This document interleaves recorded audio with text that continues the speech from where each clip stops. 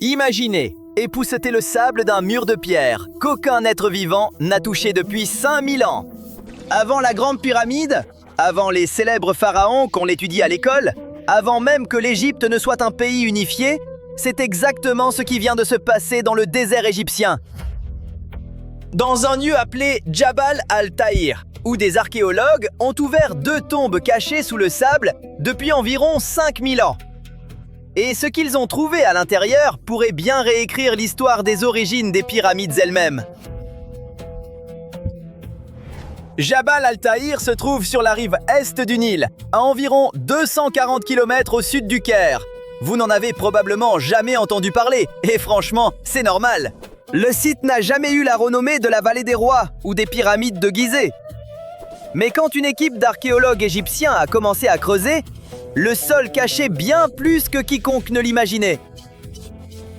Couche après couche, le site s'est révélé être un immense cimetière, utilisé pendant des milliers d'années.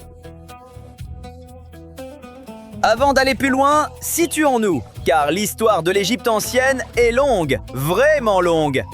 Voici donc une chronologie rapide et indolore.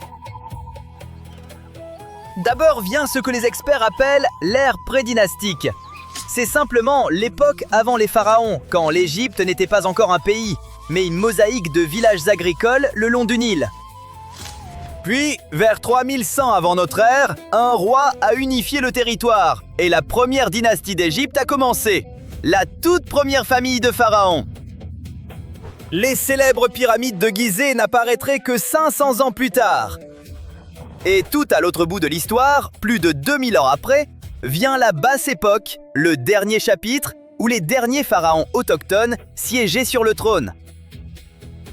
À peu près au moment où les Grecs anciens bâtissaient leurs temples, vous suivez? D'abord les villages, puis les premiers rois, puis les pyramides, et enfin les derniers pharaons. Voilà tout ce qu'il faut savoir pour cette vidéo. Voici ce qui rend Jabal al-Tahir si spécial. On y trouve des tombes couvrant presque toute cette période. Génération après génération, pendant des milliers d'années, les gens ont choisi ce même coin de désert pour enterrer leurs morts. C'était comme une adresse éternelle pour l'au-delà. Mais la vraie découverte, c'est une paire de tombes construites à l'aube même de la civilisation égyptienne. Vers l'époque des tout premiers rois, et elles ne ressemblent à rien de ce que les chercheurs s'attendaient à trouver ici. Pour comprendre pourquoi, imaginez à quoi ressemblait une tombe à cette époque. Au début, rien d'extraordinaire. Une simple fosse creusée dans le sol, tapissée de briques et en butte de plâtre. Un trou dans la terre et un adieu. Mais dès que les premiers pharaons ont pris le pouvoir, tout a changé. Les rois furent enterrés dans des tombes plus grandes et plus élaborées, avec un nouvel élément, une construction rectangulaire à toit plein en surface, appelée mastaba. Voyez ça comme un entrepôt rempli de tout ce dont le défunt pourrait avoir besoin dans l'au-delà, et aussi une grande enseigne annonçant qu'un personnage très important repose ici. Et c'est là que nos 2 nouvelles tombes deviennent passionnantes. En étudiant leurs plans, l'équipe a remarqué quelque chose de frappant. Leur conception ressemble remarquablement à la tombe d'un roi nommé Orden, l'un des souverains les plus puissants de cette première dynastie. Sa tombe, construite loin de là sur un site sacré appelé Abydos, était la plus grande tombe royale de son époque, avec une annexe rituelle, 2 grandes salles de stockage et pas moins de 133 chambres supplémentaires entourant la salle funéraire. Pourquoi est-ce important? Parce que retrouver des échos de ce plan royal jusqu'à Jabal al-Tahir signifie que les idées architecturales circulaient déjà le long du Nil, partagées entre des communautés distantes, peut-être même avant l'unification de l'Égypte. Autrement dit, l'Égypte ancienne avait ses tendances. Le design des tombes en faisait partie, se propageant d'un lieu à l'autre comme la mode se répand aujourd'hui. Mais la plus grande surprise se cachait dans les murs eux-mêmes. En dégageant le sable de la première tombe, les archéologues ont réalisé que ces murs n'étaient pas construits uniformément. Ils sont volontairement plus larges et plus épais à la base, puis s'amincissent progressivement vers le sommet. Ça peut sembler un détail ennuyeux, mais c'est en réalité un trait de génie discret. Cela signifie que ces bâtisseurs, il y a 5000 ans, comprenaient déjà comment gérer le poids, Laissez la base massive porter la charge et toute la structure tient debout au lieu de s'effondrer sous sa propre masse. Ça vous dit quelque chose? C'est normal. C'est le même principe derrière les pyramides, y compris la grande pyramide, qui s'élèverait plus tard à 147 mètres vers le ciel. Les bâtisseurs de ces tombes n'auraient jamais pu imaginer un tel colosse. Et pourtant, sans le savoir, ils écrivaient peut-être le premier brouillon, un mur soigneusement effilé à la fois. Et le savoir-faire ne s'arrête pas là. Les deux tombes sont faites de blocs de pierre que les ouvriers ont taillés, transportés et mis en place sous le soleil impitoyable d'Égypte. Le temps n'a pas épargné la première tombe. Des siècles plus tard, des gens ont emporté certains de ces blocs, les recyclant probablement dans d'autres constructions. Pourtant, assez de pierres a survécu pour que les chercheurs repèrent de fines lignes sur les surfaces. Des marques révélatrices laissées par l'ancien processus de taille. C'est comme trouver les traces d'outils d'un artisan mort il y a 50 siècles. L'équipe a aussi découvert que les murs avaient été renforcés par de grandes poutres en bois.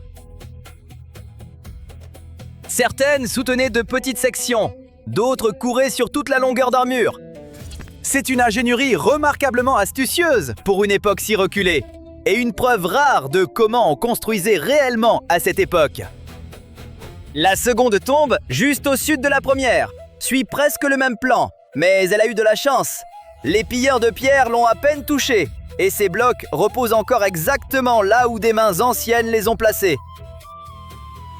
Pour les archéologues, c'est de l'or pur, une fenêtre bien préservée sur le travail des tout premiers bâtisseurs d'Égypte. Et de futures études pourraient en révéler davantage sur ceux qui l'ont érigée. Et les tombes ne sont qu'une partie de l'histoire. À proximité, l'équipe a mis au jour des sépultures encore plus anciennes, de l'ère pré-dynastique, avant l'existence de tout pharaon. Les défunts étaient enterrés recroquevillés, comme endormis, enveloppés dans des nattes tressées de végétaux. À côté de certains d'entre eux, se trouvaient des jarres en poterie au rebord noir distinctif, le style emblématique des cultures qui ont précédé l'unification de l'Égypte.